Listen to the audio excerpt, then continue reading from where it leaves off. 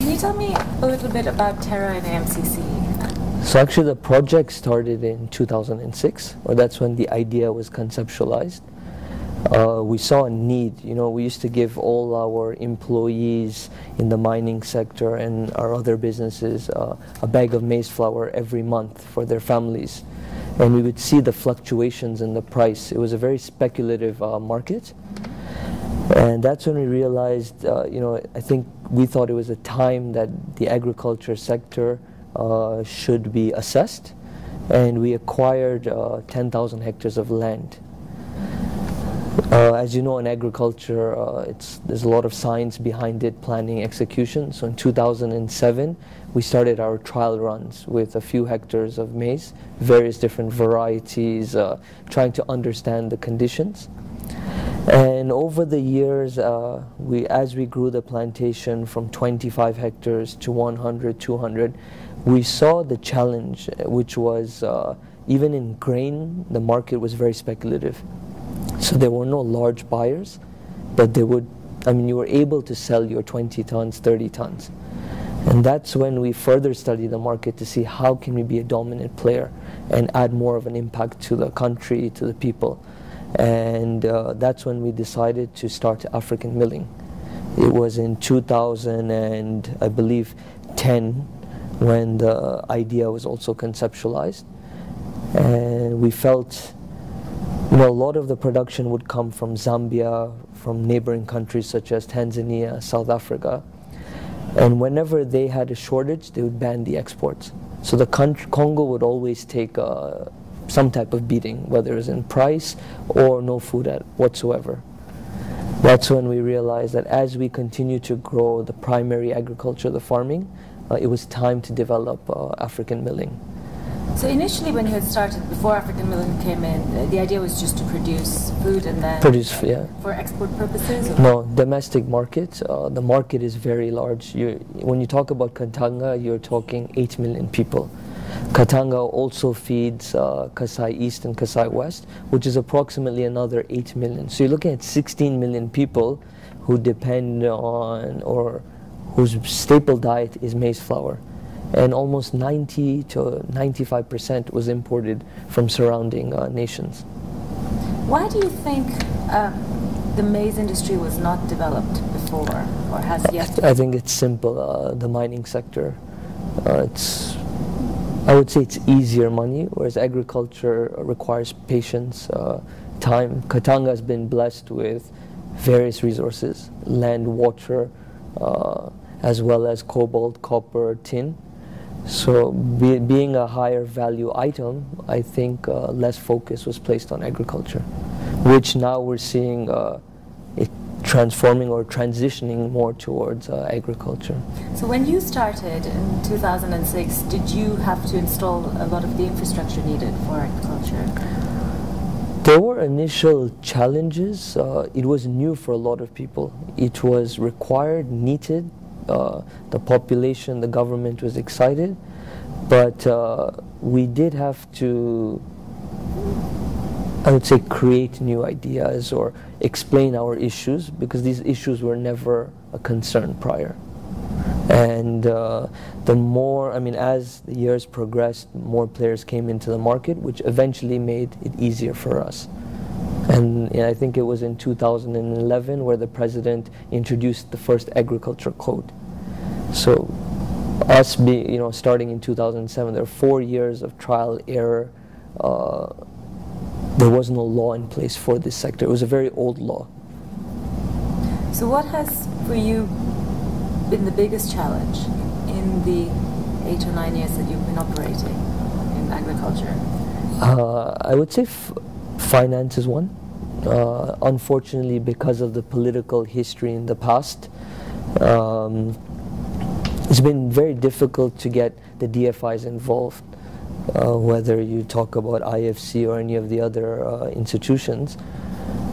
Unfortunately, that has been one challenge. The second challenge is that all your technology is imported, as well as your inputs currently. So you're looking at your anywhere from your seeds, fertilizer, your tractors, you're importing everything. So it requires you to plan at least 5 months in advance So that becomes a challenge as well, because you're blocking your funds, which could be utilized to prepare land or other aspects of the project. And what about on the farmer level? Is there knowledge about things such as crop diseases, pest control, or did you have to start from scratch to some degree with that?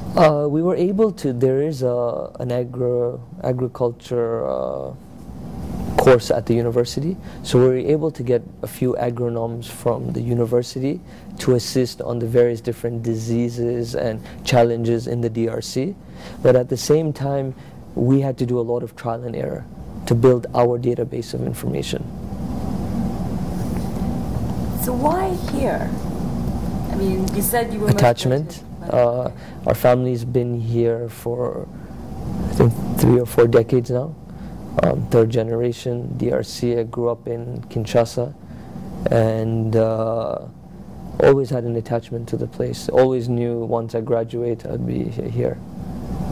What do you find rewarding about working here? I think it's that feeling where you're transforming nothing into something. You see your land, and it's virgin land, then you develop, you create food, you feed people, and that whole cycle. It's very similar to a construction project. You have land, and a few years down the line you have your building and people are utilizing it. But here you're addressing the base. So there's an emotional aspect to this as well. And do you find that other companies that were originally involved in extractives are going more and more into agriculture? Meaning in the mining side? In the mining side, yeah. Well, there was a good initiative that the governor of Katanga, Moise Katumbi, initiated. I believe it was in 2009 or 10, where he requested all the mining companies to farm 500 hectares. And I think a lot of them who have reached 500, they haven't stopped. They're progressing because they see the impact it has on the population and social impact as well. So yeah. And you were saying how the majority of the maize flour here is imported. So Correct. let's assume that the increased production will provide the flour at the domestic market. How competitive do you think the prices will be, given that you've had to invest quite a lot into setting up the mill? How competitive will our price be? You see, it's not an initial impact. Something like this takes time, where you require people to start farming or farmers to start growing maize. And once you have that, then there's an impact. But it has to start somewhere. Now we look at the current situation. You have farmers growing maize, but the challenge is there's no big buyers. Let's say if you look at Zambia today, they have the Food Reserve Agency, which acquires the maize and they sell it to the millers. So it's more of a controlled and a formal market. Here, it's all based on speculation. Farmers sometimes don't have the capacity to hold their maize at a later, let's say in December, to sell when there's a shortage. So what this does is discourages farmers. Now with African milling in place, if they get cash money on time, they're able to plan and possibly grow their plantation. So this is somewhat of a milestone, and I think agriculture or the farming side will grow based on this mill now. And do you want to establish a long-term relationship with the cooperative? Correct.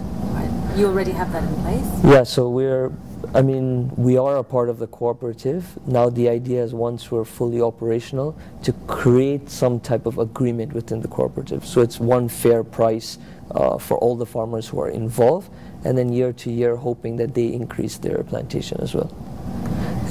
Also in terms of agriculture, we're hoping in the future we can use all the other farmers can come together and see how we can increase efficiency. In this market, I don't consider another farmer as a competitor. I think it could be advantageous for everyone. No one loses in this game. And how has IFC's financial support helped in terms of your planning or your expansion? What will you do with So the idea for a part of the financing is to grow our plantation, which is the primary source. See, we're a big believer that in the future, not only will the population grow, but the dynamics of, let's say, Zambia or South Africa will also change. Once you have too much maize being grown in one nation, it discourages farmers because they don't get the same price that they expect. And in the long run, Congo has to be self-sustained. So you'll expand the... So the farm on one side, and in terms of African milling, we'll use a portion of it for working capital to buy maize from the farmers, because our storing capacity today is 40,000 tons. How much of that capacity do you reach at this point? So our monthly production, if at full capacity, we'll be doing 10,000 tons of input, which is close to 8 to 9,000 tons output per month. Yeah. So are you also thinking of bringing in technology, bringing in inputs? So you're in it for the long haul, because you're saying most of it is imported. So at some point, would you look at? Yeah. So we're considering in the future possibly developing your own seed. See, once you reach 10,000, 20,000 hectares, and if you can create, let's say, a variety which is suitable for the Congo environment or the Katanga environment, it will not only help farmers here, but I think it'll help the population. And the government as well, and the cooperative. And the government has been supportive so far?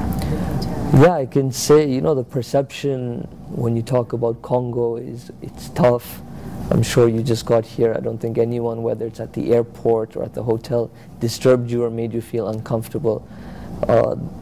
They're hungry for change, positive change, for development. And when you talk about agriculture, I think it's always been an open door policy, for at least the experience that we've had, whether you're dealing with provincial ministers, national ministers, whether it's a governor's office or even offices in Kinshasa. They're very open and supportive to such initiatives.